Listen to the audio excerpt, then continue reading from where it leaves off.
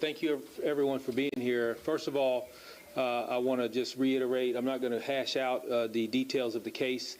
They've already been spoken and said numerous times. Also want to thank, when we stood up here on November the 15th, just 2 days after the incident, I was pretty clear that we felt like this video, all the body-worn camera footage or any footage under CMPD should be released for transparency purposes and to tell the entire story of what happened. From the beginning, I said that the video release may or may not change opinions, but it will at least give a full perspective of everything that occurred on that day. Also, it's pretty certain or pretty clear, like we've said, that it is a use of force, and it's not pretty. It's hard to watch, and it's difficult not just from an outside perspective, but also internally, because we never want to see our officers, one, have to be subjected to being hit, but also not having to hit citizens. And so that is why I felt like it was important that we release this video, and we were subsequently did. Hopefully everyone's had an opportunity to watch the video as well. Secondly, I apologize for being late, but the reason I was being late is because we did have the internal hearing today. I want to make sure that I give much thanks to our internal independent chain of command review board that pushed this case to be able to look at it in depth and make a determination as to what the outcome of this investigation would be. So I wanted to also, in transparency, it's rare that I'm going to come out and speak on the results of an internal investigation at a press conference, but I think because of the magnitude of this case and this investigation, I thought it was important that we were able to release that today as well. And back to the body-worn camera footage as well, I want to thank the courts and the judge that authorized the release of it. We were able to get that through quickly, a lot quicker than anticipated. I think when we spoke in November, I mentioned it could be several months. And we were able to hear that within a few weeks. So I certainly appreciate that, and that goes a long way towards transparency from CMPD as well. So back to the internal investigation, there were a total of 7 officers that were investigated for this use of force. There were 7 officers. 6 of those officers, their cases were exonerated by the Independent Chain of Command Review Board. And 1 officer, Officer Pistone, who you already have the name, his allegation of use of force was sustained. Officer Pistone has received a suspension of 40 hours and also will be required to go through additional training that is deemed appropriate by the training academy. The incident here involved 17 strikes to Mrs. Pierre's leg. And you heard me mention before that those strikes were at the peroneal nerve, which are compliance strikes when someone is resisting arrest and has their hands behind their back or hands underneath them. Those are effective compliance strikes. If you look at the video closely, and this is where I really thank our Internal Affairs Division for being able to look at all the videos thoroughly and make that decision based on what they saw, and also be very objective and be able to determine every single strike that had occurred during this incident. Officer Pistone's first 3 strikes were effective. Those strikes allowed for officers to get Miss Pierre's hands behind her back. The officers then proceeded to try and handcuff her as Officer Pistone continued to deliver 14 additional strikes to her leg. Those 14 additional strikes were determined by the Independent Chain of Command Review Board that they were not justified. I concurred with that, and I agree with that decision. It's very difficult when officers are put in these situations, but we also are held to a higher regard when it comes to making decisions. And just as anything that we do, every single action that we take has to be justified. So had those 3 strikes been sufficient to get her hands behind her back, if the actions would have stopped at that point, then we would not be having this discussion about a sustained violation.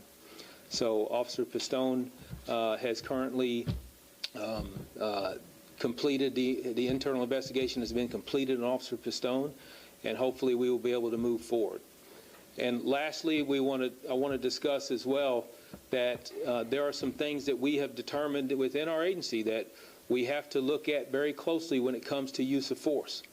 And we've discussed that before, and you've heard that we have a committee together that is help with community relations. With the help of community relations, we have been able to get some people from externally as well as to sit down with our people internally.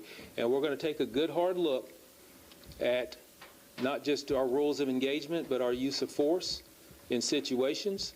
You know, we talked before, when is enough enough? When is it appropriate? Our compliance strikes, all of that stuff is going to be on the table and looked at.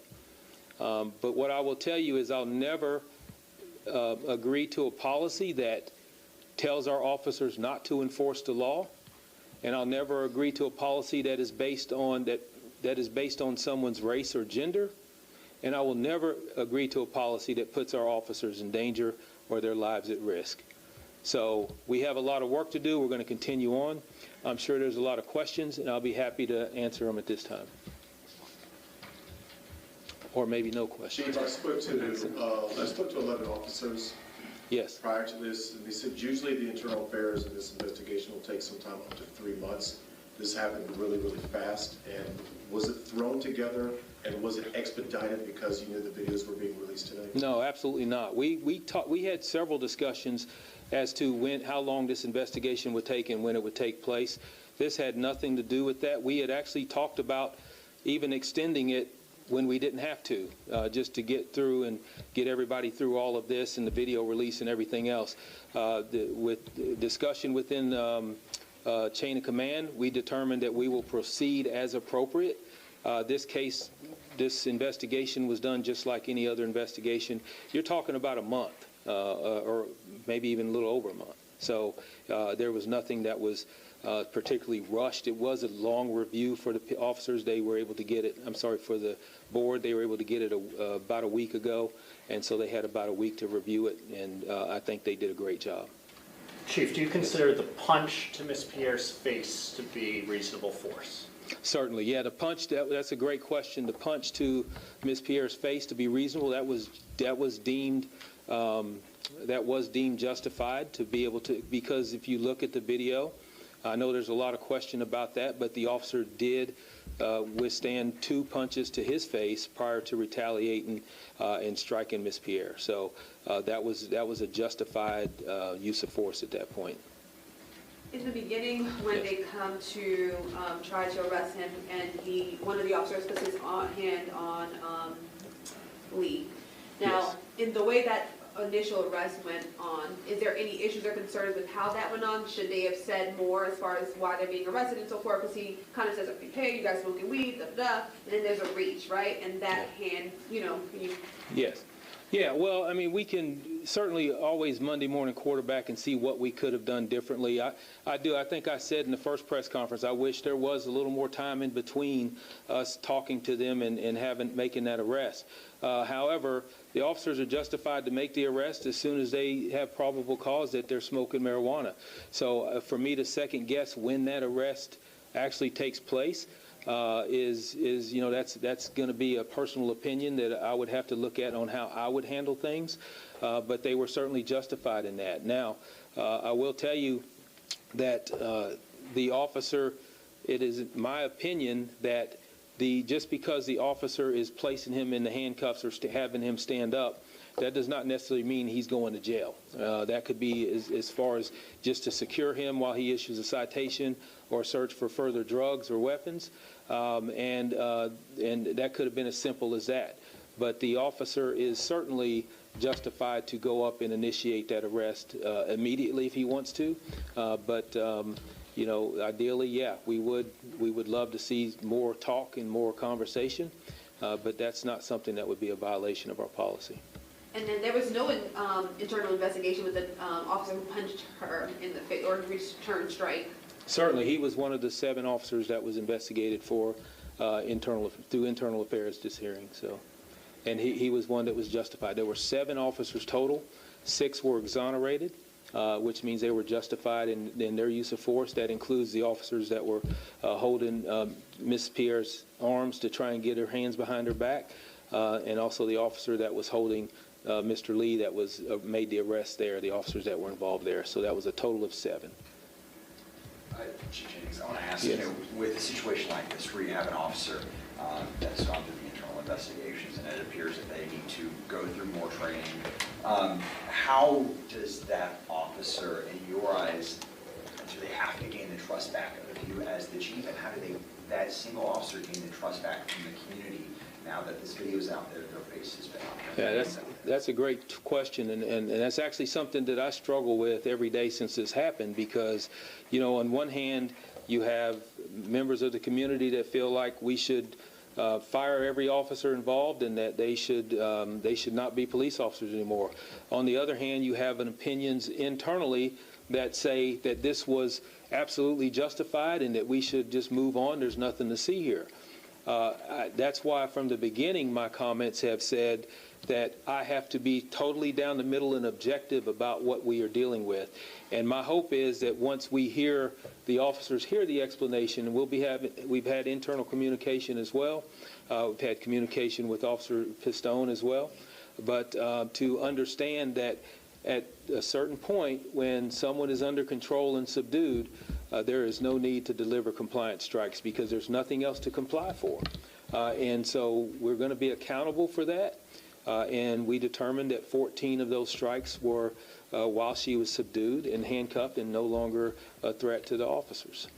Will the officer return to patrol after the completed training and suspension?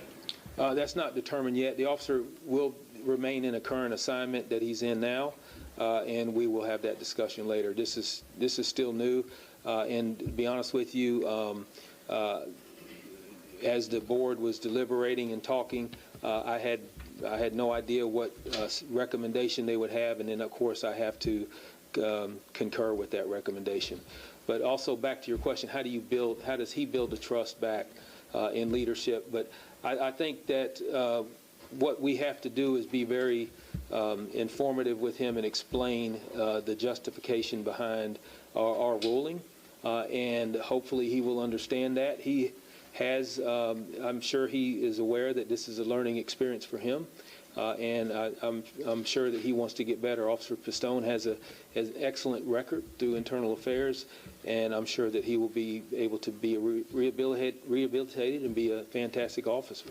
Also in the video too, there's a moment to where afterwards, he as well as the other officer that has not been named, were asked, do you have any injuries? And it appears that Officer Pistone had smirked and then admitted, that he had hit, and then continued to chuckle a little bit. Now that can be open to interpretations, but that's what it does here. So I want to ask, for people that are going to see this video, how should something like that be interpreted after a situation where blows are landed on individuals? All I can say is that we're still human beings. We're not perfect. Never claim to be perfect. The expectation for the public is us to be perfect. And this is probably not the last time we'll stand up and have these conversations about some actions that officers did that are controversial. But at the same time, we're not robots, and if there's an expectation that we will always say and do the right things, then I think that's something that'll never happen. So we're going to continue to get better after every incident, which we have proven over and over again, and we'll prove it again this time. Are the woman and her lawyers pretty much have already said that they're going to sue. Do you think the city should defend any lawsuits against your officers in the department? That's not determined by me, but I'm biased on that, obviously, but I think we should defend everyone when we feel like that, there's always some litigation that's involved that will, that our attorneys will take over and take a look at that, but that's not for me to determine whether we should or should not. I can just weigh in on the process, and that's it. I'm curious. So with all the videos that you guys released, I think I've watched every minute of every single one. Wow. One that stands out a lot is also the 2-hour video of her in the interview room. Yes. When you just watch that, and you just see everything that she's doing, even by herself in the interview room, appears to be unhinged. Yeah. When you watch that, what do you see?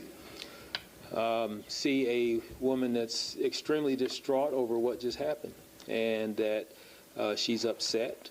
There's, obviously you saw there was not much cooperation that went on long after that, but, some would say that obviously not because of what just happened to her. So, it is difficult to see that her response and reaction to everything that happened, but many people would say that they understand that, and I certainly understand it. But at the same time, I feel like our officers at that point were cordial and professional throughout the rest of that process. Do you stand by the initiation of this call?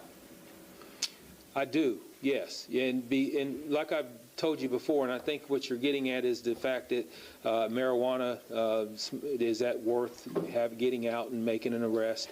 What I can tell you is that, like I mentioned before, 194 violent crimes in that location within a mile radius in the last 3 years.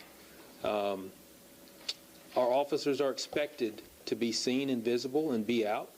And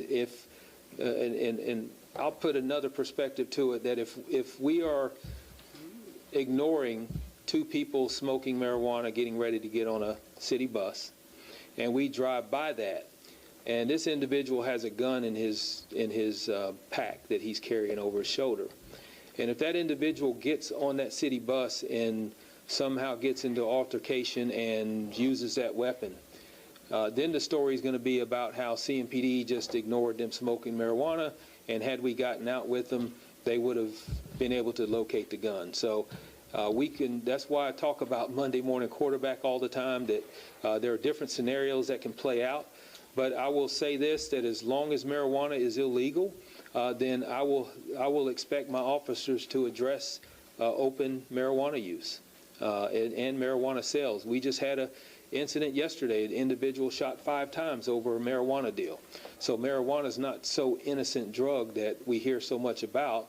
But if we don't want officers to address misdemeanor marijuana use, then make it legal. Just to follow up, how does the officer determine whether it is marijuana or something marijuana adjacent that is legal that's being sold at the tobacco stores? Yeah. I know the attorney says that the substance they were smoking was purchased at one of those stores. Yes. So how does an officer approach that? Well, let me tell you this, and I think we put this out, that the substance that they were in possession of was certainly illegal marijuana. It was at a level much higher than anything you'll get in buying hemp or anything with THC at a store that sells it legally. But what you have to be able to do as an officer is the assumption of that it is marijuana, and anything that, if once you do the testing, if it's something that warrants an arrest for marijuana, then it's incumbent upon us to be able to prove that it is marijuana. Just no different than when we have deals of cocaine, and there's times when you make an arrest for cocaine, that when you do the testing, it comes back that it's not cocaine, and then you have to deal with the charges appropriately after that. When you look at the videos and you see more and more officers arriving at the scene, but both of the suspects are already apprehended, certainly the quantity of officers in this aspect that escalated the scenario. When do officers determine when they've called for enough backup to not escalate the situation? Yeah, a lot of times that's determined by the officers who are already on the scene, and you can sometimes on these videos you can hear that you can cancel anyone else coming to the scene. We've got enough, or everything's under control. So some officers, when they hear another officer calling for help, they're going to drop what they're doing and they're going to go and try to help. And once they get there, they're going to be able to either determine whether we need any kind of crowd control or any assistance, any additional assistance on the arrest. But what the expectation is that as soon as we get enough people there, that somebody is notifying the officers who aren't there yet, because the officers who are en route have no idea what they're getting ready to encounter until they get there. What bothered you most? I know you put out a statement when the charges were dropped. What bothered you most? The assault on an officer being dropped, or the gun charge being dropped? The assault on the officer would probably be the one thing that bothered me the most, because regardless of what led up to this, our officers were within justification of getting out with these individuals. The officer was in justification of making the arrest. To allow for somebody to punch an officer in the face and have no, absolutely zero repercussions in the legal system, except for the initial arrest, to me is an insult to our officers. And we can't live in a society where we allow people to assault officers. If we do that, then it's going to be a society that I don't think we want to be able to, we want to have to live in, because there has to be law and order in our community, and our police officers are tasked with providing that. I want to ask about the compliance training. Where does that take place? And also, part of the compliance training, is it more geared toward the accusations that this officer faced at the time of excessive force of hitting this individual, but also does that include how to make it to where things don't escalate in a matter of less than a minute whenever you arrive on scene like you did in this? Yeah, certainly. So compliance training and the training that officers do, we are mandated to have what we call TAC training, defensive tactics training, every year. And it is also mandated by the state. We also have our, we have our de-escalation facility, training facility at our training academy. So all of that is done at the training academy. I went through it the day this incident happened. That's when I completed my defensive tactics training.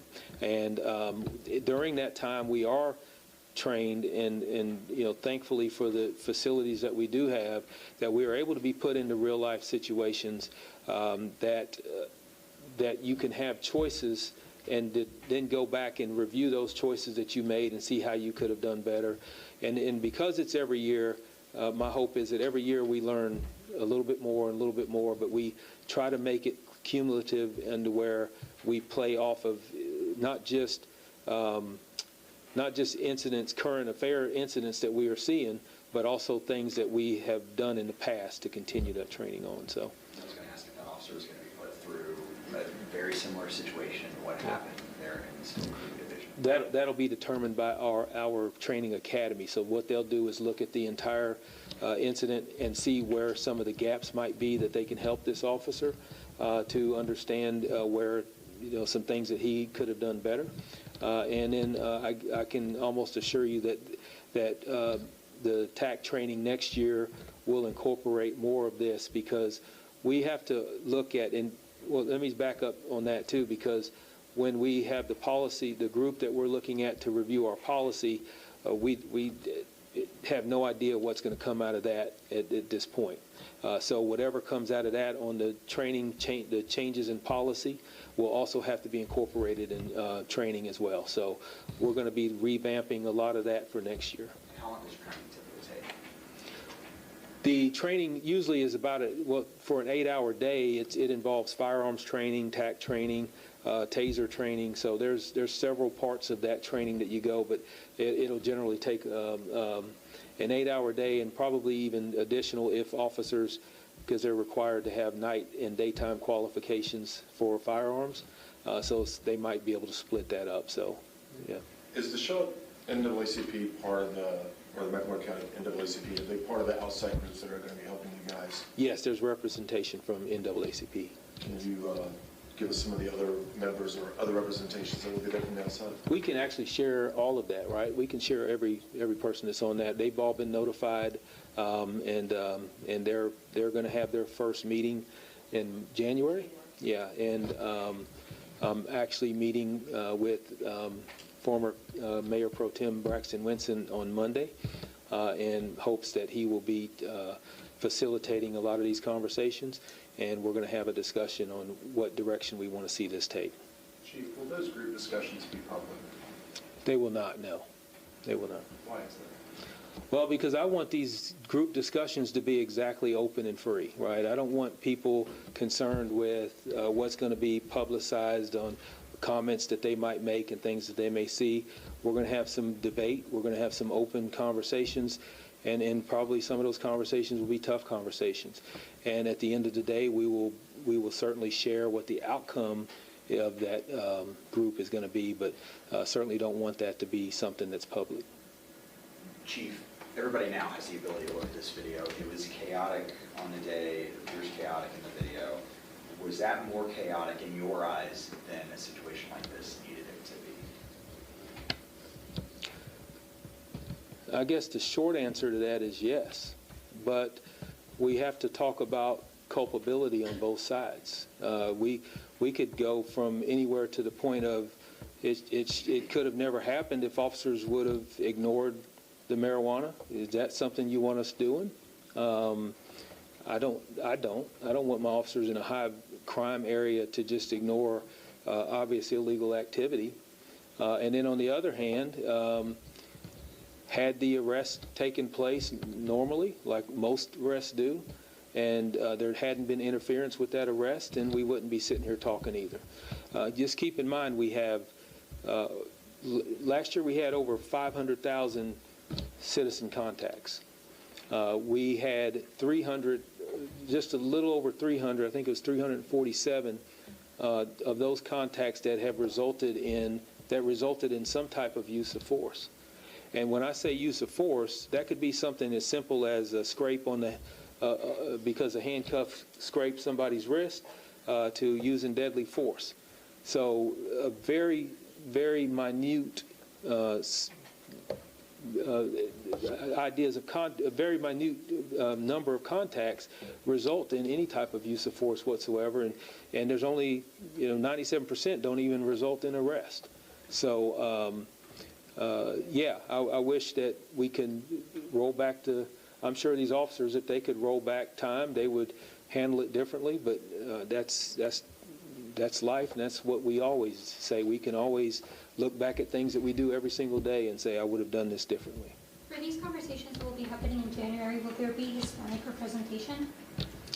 I'm not sure. We will give you that list of whoever's on that list. I can't think of all their names right now off the top of my head. One more question. You said at the last press conference on this topic, are there things that I would like to change or do differently? Absolutely. Yeah. What are those things? Me personally? Well, I mean, I wish that we could anticipate everything that's ever going to happen that will be controversial, or things that the gaps that we might see in our policy. And what I mean by that is, I'm not going to get ahead of the group that's going to be looking at our policy and making changes, but there are some things in here that I feel like we could have made more clear to our officers. For example, when is enough enough? When do you stop? Officer Pistone obviously thought that he's justified up until the point that we get her handcuffed. And the board and the internal affairs hearing showed that once she is subdued and no longer resisting, and we're working on getting the handcuffs on, that's when it should stop. So we could have been, there are some things that we can look at that in policy that we can make it more clear, and also in training. Can he, I don't know how this works, can he appeal that, or is it final? Certainly, yes. He can appeal that to civil service. It's still early. I don't know if he plans on doing that, but civil service appeal could absolutely be part of this. So. All right. Thank you. Thank you, Sergeant.